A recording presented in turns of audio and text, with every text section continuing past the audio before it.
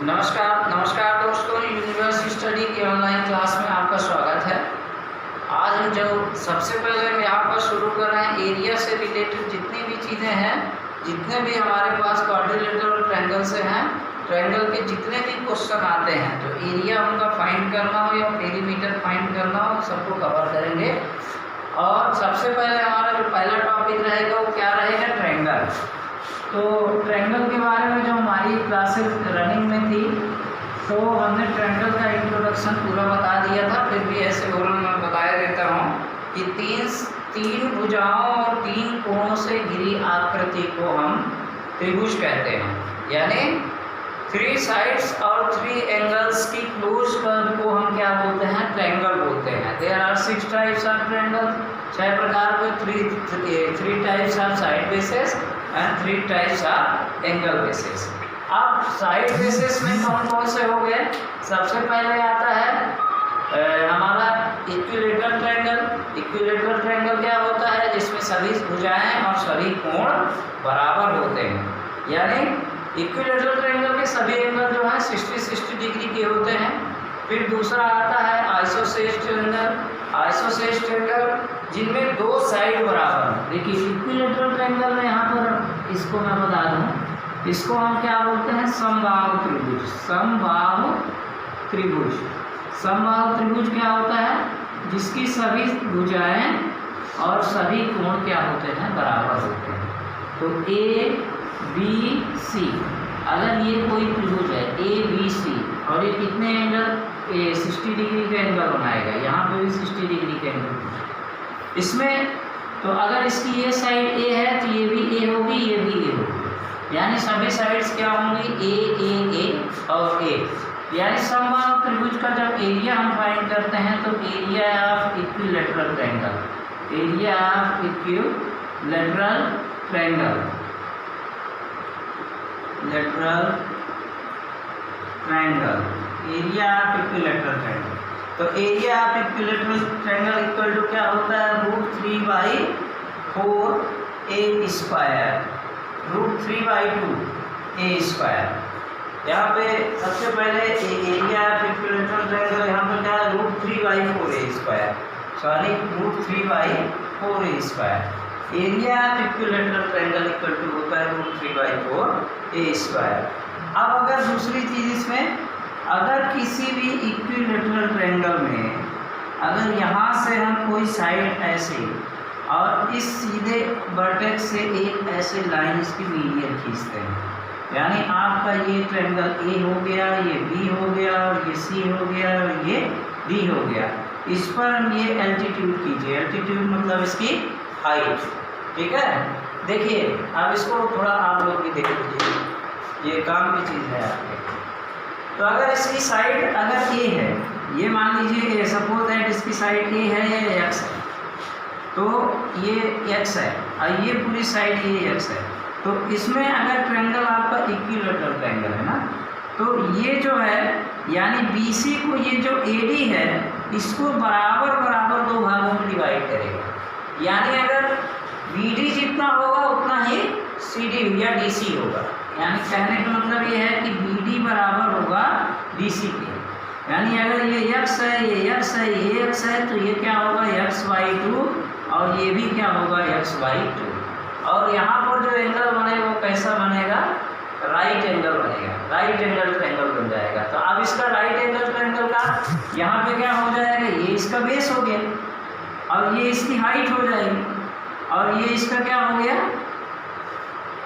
Right angle triangle में इसकी hypotenuse होती है, यानी कर्ण इसका हो गया, ये आधार हो गया, ये ऊंचाई। अब पाइथागोरस प्रमेय से, पाइथागोरस प्रमेय पता है ना, पाइथागोरस प्रमेय क्या होता है, किसी समकोण त्रिभुज में कर्ण का वर्ग शेष बराबर शेष 2 भुजाओं के वर्गों के योग के बराबर होता है। यानी यहाँ पर क्या हो जाएगा, AC। देखिए अपर्णा मैडम, ये साइड जो हो गई ये कर्ण हो गया और ये हो गई ऊंचाई और ये हो गया आधार। तो यहाँ AC इक्वल टू हो जाएगा AD का स्क्वायर प्लस BC का स्क्वायर, ठीक है। अब AC का स्क्वायर इक्वल टू क्या होगा, AC का स्क्वायर इसको हमने x लिए हैं, x का स्क्वायर इक्वल टू AD हमारे पास कितना है, AD इक्वल टू h का square plus DC equal to कितना है x/2, यह है ना। अब इसको क्या करेंगे, तो h का स्क्वायर तो x का स्क्वायर इसको इधर ट्रांसफर कर दीजिए, तो x का स्क्वायर माइनस x/2 और इसका भी होल स्क्वायर करना है, यानी इसका भी whole square equal to h का स्क्वायर, यानी h का स्क्वायर इक्वल टू क्या हो जाएगा, x का स्क्वायर माइनस x का स्क्वायर अपॉन 4, h का स्क्वायर इक्वल टू क्या होगा 4x स्क्वायर माइनस x का स्क्वायर अपॉन 4, यानी h का स्क्वायर इक्वल टू यहाँ पे क्या हो जाएगा 3x स्क्वायर अपॉन 4। अब इसके आगे इसको हम अगर h इक्वल टू निकालेंगे, h इक्वल टू तो ये रूट हो जाएगा 3x का स्क्वायर अपॉन 4, तो h इक्वल टू x का स्क्वायर रूट से बाहर आ जाएगा, तो ये क्या हो जाएगा x रूट 3 और इसका रूट हटेगा तो यहाँ पे क्या हो जाएगा 2 हो जाएगा। कहने का मतलब ये है कि h इक्वल टू हमारा फार्मूला क्या फाइंड हो गया। जब ऐसे निकालना होगा, देखिए एग्जाम में अगर आ जाए इसको, अब आपको डायरेक्ट ये याद रखना है, कभी अगर ये भूल जाए तो इसको आप ऐसे निकाल सकते हैं, इसलिए मैंने ये बता दिया है कि x into root 3/2, h equal to होता है x रूट 3/2 और एरिया ऑफ इक्विलेटरल ट्रायंगल यानी समबाहु त्रिभुज का क्षेत्रफल क्या होता है, समबाहु त्रिभुज का क्षेत्रफल, समबाहु त्रिभुज का क्षेत्रफल बराबर होता है रूट 3/4 a स्क्वायर। इतना हो गया, यहाँ पे इतना हो गया, ये कंप्लीट हो गया। अब इसके बाद अगर समद्विबाहु त्रिभुज, अब ये इसका स्क्रीनशॉट लेना चाहें तो ले सकते हैं। इसके बाद समबाहु त्रिभुज, समद्विबाहु त्रिभुज, इसको वीडियो को 1 से 2 बार देखेंगे तब अच्छे से समझ में आ जाएगा, या तो रोक करके बीच में इसको आगे आप कैलकुलेट कर सकते हैं।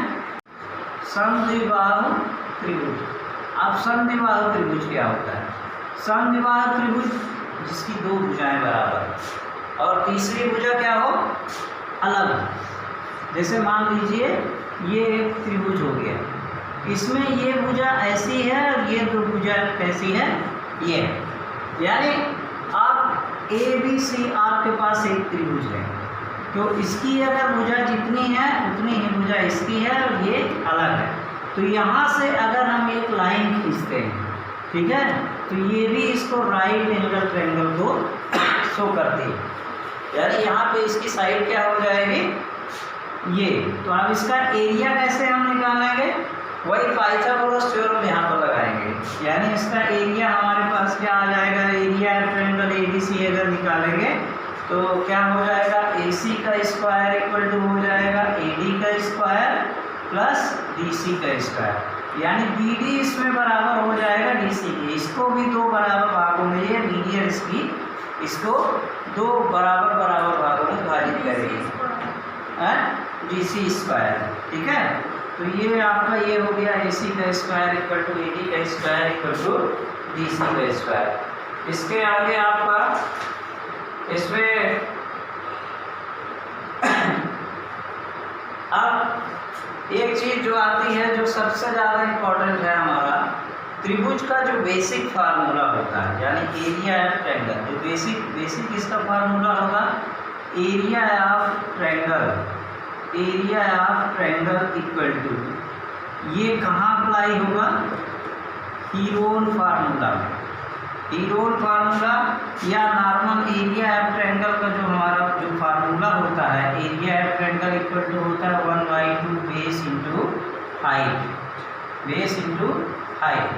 ये कहाँ पर अप्लाई होगा, जैसे ये आपका राइट एंगल ट्रायंगल बना है, जैसे ये हो गया, ये आपका ये ट्रायंगल B और ये ट्रायंगल C हो गया, तो ये इसका बेस होगा यानी आधार, और ये इसकी हाइट होगी यानी लंब, ठीक है, या इसी को हम ऊंचाई कहेंगे, ऊंचाई।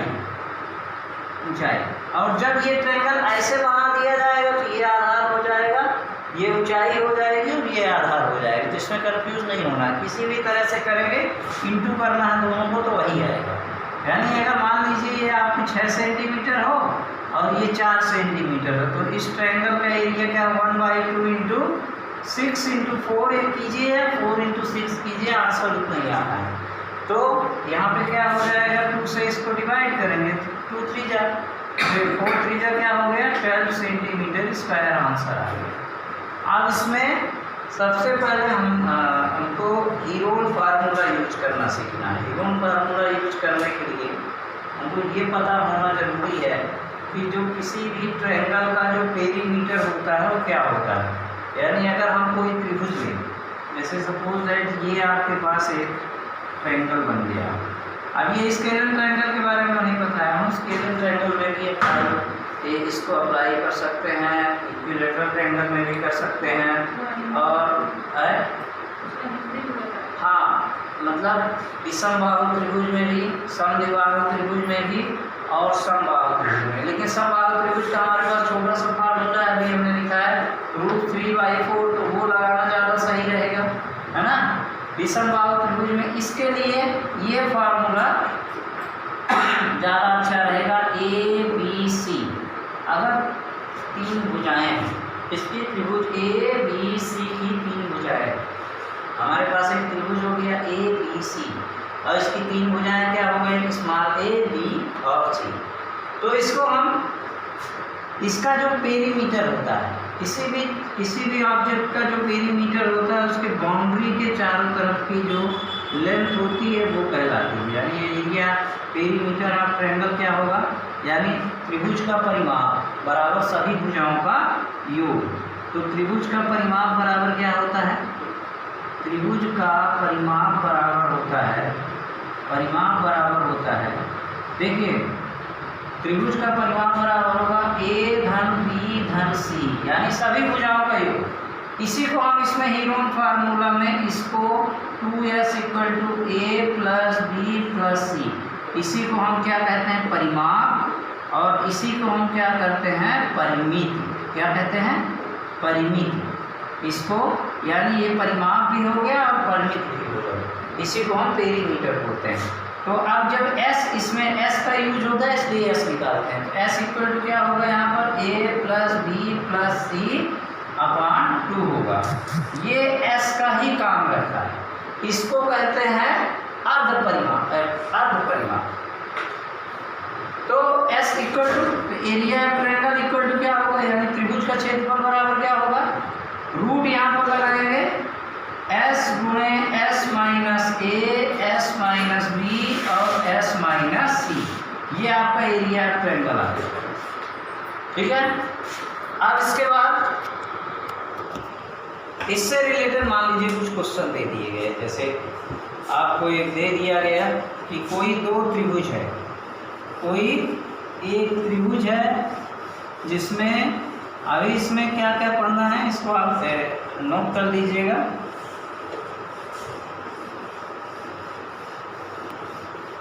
एक क्वेश्चन आपको देते हैं, ठीक है। अगर किसी भी त्रिभुज, क्वेश्चन नंबर 1, इसको कंफर्म करने के लिए अच्छे से ये बनने लगे, यदि किसी त्रिभुज, यदि किसी समबाहु त्रिभुज, समबाहु त्रिभुज की भुजा 16 सेंटीमीटर है, तो उसका परिमाप और क्षेत्रफल ज्ञात कीजिए। ठीक है। यदि किसी समबाहु त्रिभुज की भुजा 16 सेंटीमीटर है, तो देखिए समबाहु त्रिभुज में कभी 3 भुजाएं नहीं दी रहेंगी। 3 भुजाएं क्यों नहीं दी रहेंगी, 3 भुजाएं इसलिए नहीं दी रहेंगी क्योंकि समबाहु त्रिभुज में तीनों भुजाएं बराबर होती। कहने का मतलब ये है कि अगर एक भुजा दे दिया तो उतनी ही दूसरी भुजा होगी और उतनी ही तीसरी भुजा और उतनी क्या होगी, तीसरी भुजा होगी। तो यानी इसका परिमाप निकालना है। तो सीधे समबाहु त्रिभुज का क्या परिमाप, हम चाहें तो परिमाप बराबर ऐसा लिख सकते हैं, परिमाप बराबर क्या होता है, परिमाप बराबर तीनों भुजाओं का योग, अभी मैं बताया, ठीक है, तीनों भुजाओं का योग, तीनों भुजाओं का योग, तीनों भुजाओं का योग, यानी तीनों भुजाओं का योग क्या, 16 प्लस 16 प्लस 16 है ना। तो ये 16 दूनी 32 और दो कितना हो जाएगा, 48 सेंटीमीटर। 16, 32 और 48, 16 3 48। अब इसको अगर समबाहु त्रिभुज है तो इसका हम फार्मूला भी लिख सकते हैं।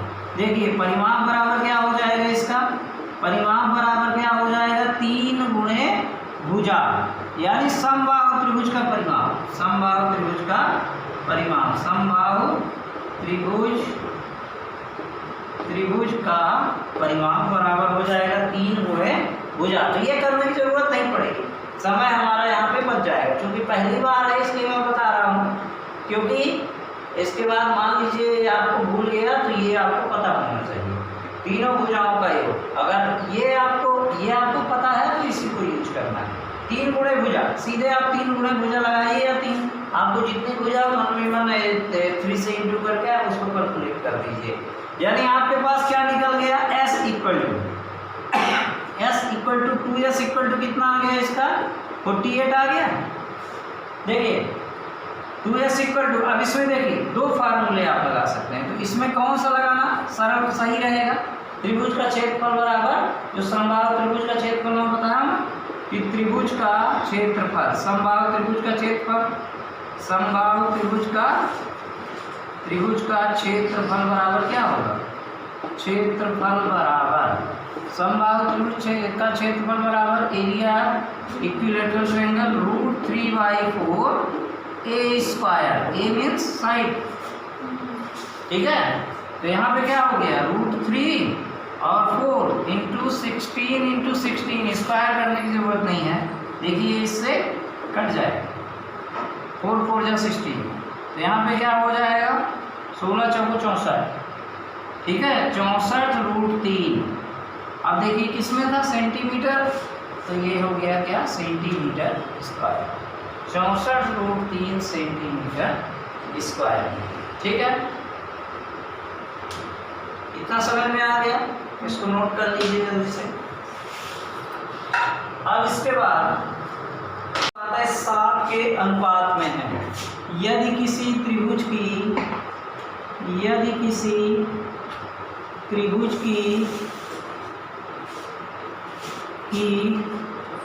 भुजाएं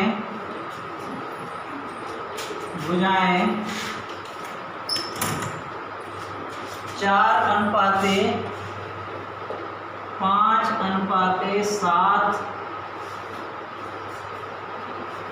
के अनुपात में है, के अनुपात में है, और उनका परिमाप 48 सेंटीमीटर है, तो बड़ी भुजाओं का और उनका परिमाप 48 सेंटीमीटर है, तो बड़ी भुजाओं का अंतर क्या होगा, ये क्वेश्चन समझ में आया। बड़ी भुजाओं का अंतर क्या होगा, भुजाओं का अंतर क्या होगा,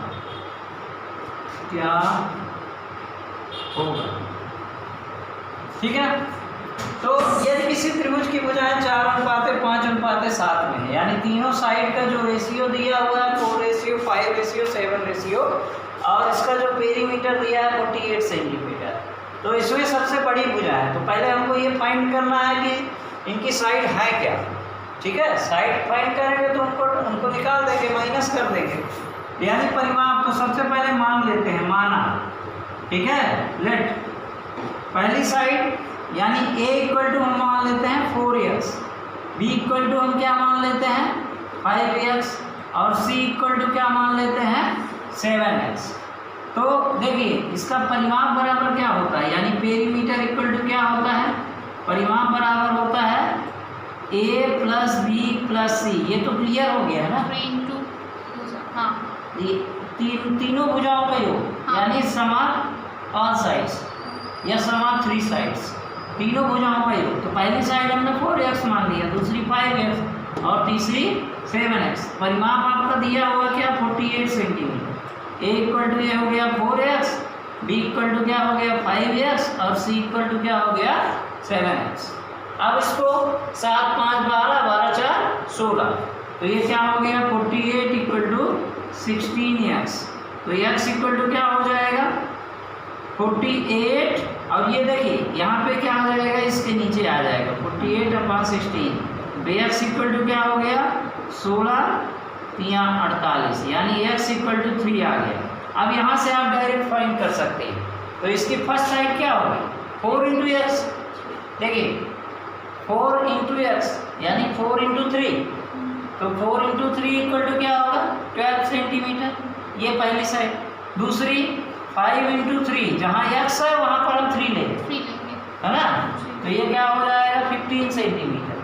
फिर तीसरी साइड क्या है 7 इंटू 3, तो इक्वल टू क्या हो जाएगा 21 सेंटीमीटर। अब बड़ी भुजाएं इसमें कौन कौन सी, हमको क्या फाइंड करना है कि बड़ी भुजाओं का अंतर क्या हो, यानी बड़ी भुजाओं का अंतर यानी 21 माइनस 15 इक्वल टू कितना होगा, 21 में आप 15 माइनस करिए तो कितना आएगा 6, यानी ये 6 सेंटीमीटर इसका आंसर होगा। ठीक है, ये वीडियो का पहला भाग है, ये पहला दिन है, इसका पहला पार्ट हमने बनाया है। अब कल से कंटिन्यू लगभग 1 घंटे की क्लास रहेगी डेली, और इसमें अभी ट्रायंगल के बहुत सारे टॉपिक बचे हुए हैं, जैसे अंतर्वृत्त, परिगत वृत्त और त्रिभुज के क्षेत्रफलों का अनुपात। ठीक है, और इसमें बहुत सारे ज्योमेट्रिकल थ्योरम वगैरह जो ट्रायंगल से रिलेटेड है, जो 10th क्लास में आ रहे हैं, और इससे रिलेटेड बहुत सारे टॉपिक बचे हुए हैं। तो इसको हम कल कंटिन्यू करेंगे। तो वीडियो देखने के लिए आपका बहुत बहुत धन्यवाद, और वीडियो को लाइक करें, शेयर करें और ज़्यादा से ज़्यादा लोगों को पहुंचाने का प्रयास करें। धन्यवाद।